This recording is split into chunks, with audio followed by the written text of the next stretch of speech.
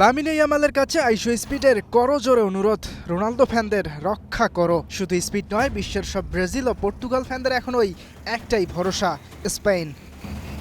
ইংল্যান্ডের প্রথম গোলটা দেখে খুশিতে আত্মহারা হয়েছিলেন স্পিড। জার্সি খুলে মাতেন সে কি এক উল্লাসে।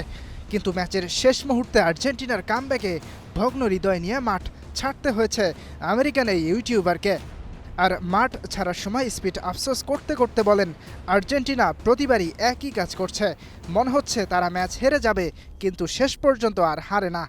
তাই স্পিড তার স্টিমের একদম শেষ পর্যায়ে ইয়ামালের কাছে অনুরোধ করেন তিনি যেন স্পিডকে আর্জেন্টিনার জয়ের হাত থেকে রক্ষা করেন।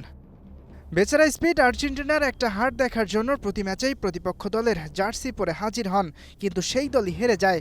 তাই মেসিদের হারাতে সুইজারল্যান্ডের বিপক্ষে আর্জেন্টিনার জার্সি পরেছিলেন, তবে তাতেও কাজ হয়নি। অনেকেরই আর্জেন্টিনার একটা হার দেখার আশা ২০২২ কাতার বিশ্বকাপ থেকেই। কাতার বিশ্বকাপের সেই হারের পর বিশ্বকাপে আর্জেন্টিনার আর হার না দেখার কষ্ট জ্বলে পুড়ে খাচ্ছে প্রতিপক্ষ সমর্থকদের। কাতার বিশ্বকাপ জয়ের পর আরও একটা বিশ্বকাপের ফাইনালে আর্জেন্টিনা ১৯ জুলাই স্পেনকে হারাতে পারলেই দ্বিতীয় শিরোপা উঁচিয়ে ধরবেন লিওনেল মেসি। ইয়াসির আরাফাত সবুজ, স্টার প্লে।